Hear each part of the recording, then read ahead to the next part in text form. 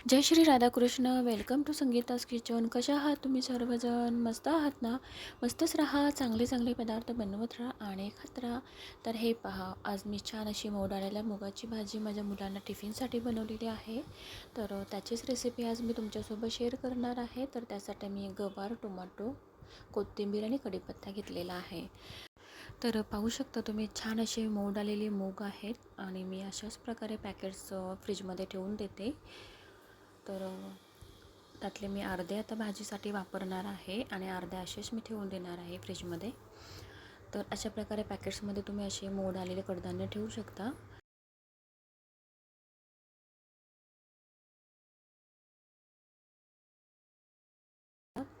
तर पाहू शकता, छान असे मोड आलेले मूग आहेत.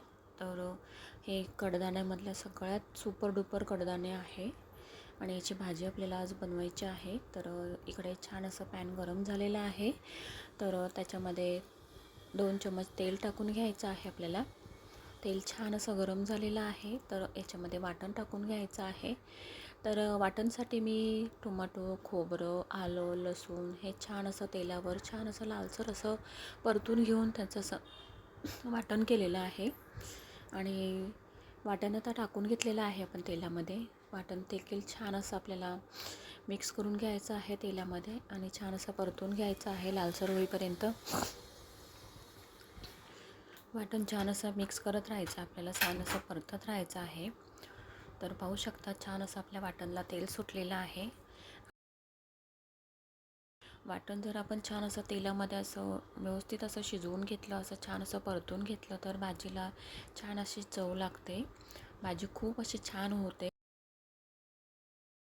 तर वाटणला तर छान असं तेल सुटलेलं आहे, पाहू शकता तुम्ही.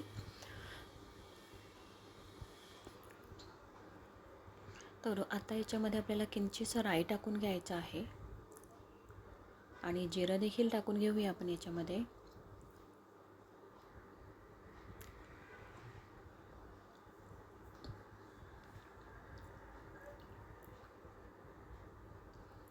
कढीपत्त्याची पानं देखील याच्यामध्ये आपण आपल्याला टाकून घ्यायचे आहेत. तर हे छान असं मिश्रण पुन्हा एकदा मिक्स करून घ्यायचं आहे आपल्याला.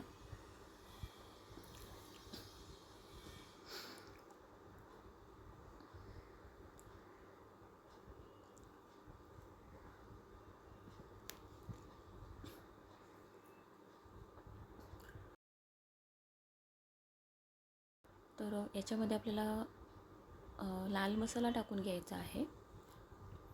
तर इथे मी 2 चम्मच लाल मसाला वापरलेला आहे.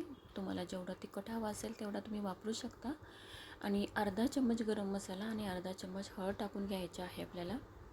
आणि मिश्रण छान असं मिक्स करून घ्यायचं आहे आपल्याला. तर आता मूग टाकून घेऊया आपण. छान असे मोड आलेले मूग आहेत.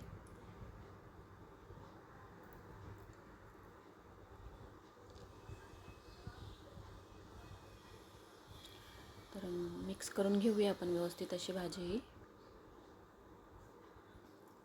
छान असं मिक्स करून घ्यायचं आहे आपल्याला. तर त्याच्यामध्ये गवार देखील टाकून घेऊया आणि गवार देखील खूप अशी छान लागते मुगाच्या भाजीमध्ये. तर भाज्या छान अशा मिक्स करून घेऊया आपल्या, जेणेकरून मसाले आपण जे टाकलेले आहेत भाजीमध्ये, फोडणीमध्ये जे मसाले टाकून घेतलेले आहेत ते छान असे आपल्या भाज्यांना लागून जातील. आणि थोड्या वेळासाठी फक्त असं झाकण देऊन ठेवून द्यायचं आहे.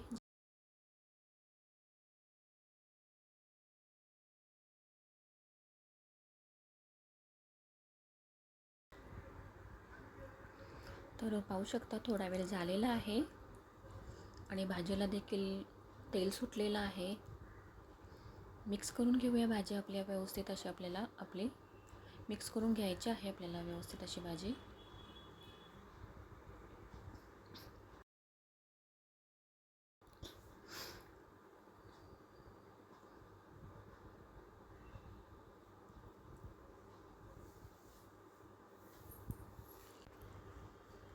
तर आता आपल्याला भाजीमध्ये पाणी टाकून घ्यायचं आहे. तर मिक्सरच्या भांड्यामध्येच मी पाणी टाकून घेतलेलं आहे, जेणेकरून भांड्याला चिकटलेलं वाटण देखील आपल्याला वापरता येईल.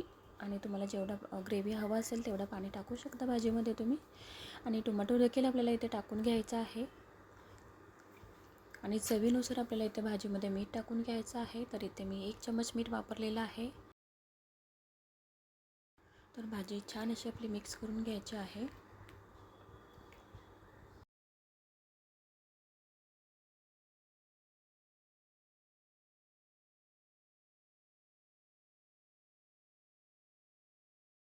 थोड्या वेळासाठी झाकण देऊन ठेवून द्यायचं आहे.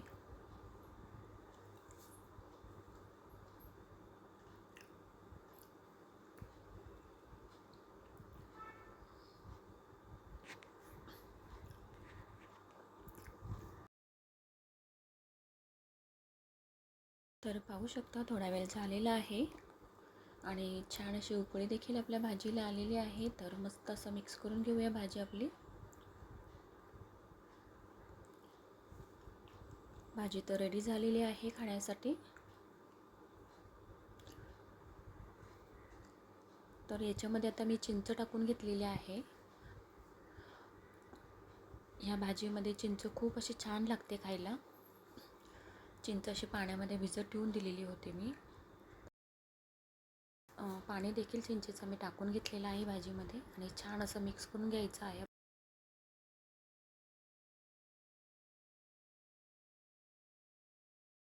भाजी तर आपली रेडी झालेलीच आहे खाण्यासाठी. फक्त आपण चिंच टाकून घेतलेली आहे त्यामुळे थोड्या वेळासाठी फक्त झाकण देऊन ठेवून द्यायचं आहे. फक्त अशी एक उकळी अशी येऊन द्यायची आहे. तर पाहू शकता एक उकळी देखील आलेली आहे आणि खूप छान असा भाजीला कलर देखील आलेला आहे. सुंदर असा कलर आलेला आहे भाजीला आपल्या. पाहू शकता तुम्ही.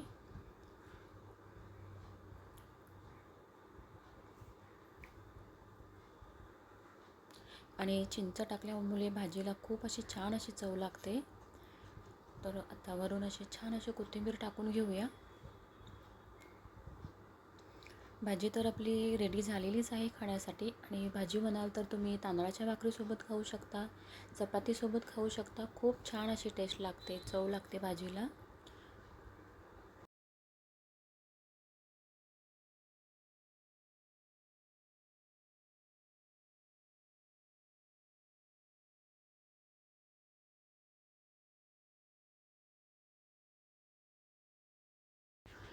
तर माझी रेसिपी जर तुम्हाला आवडली असेल तर ट्राय तर तुम्ही नक्कीच करा. लाईक करा, शेअर करा, सबस्क्राईब करा. Bye bye. भेटूया पुढच्या रेसिपीमध्ये.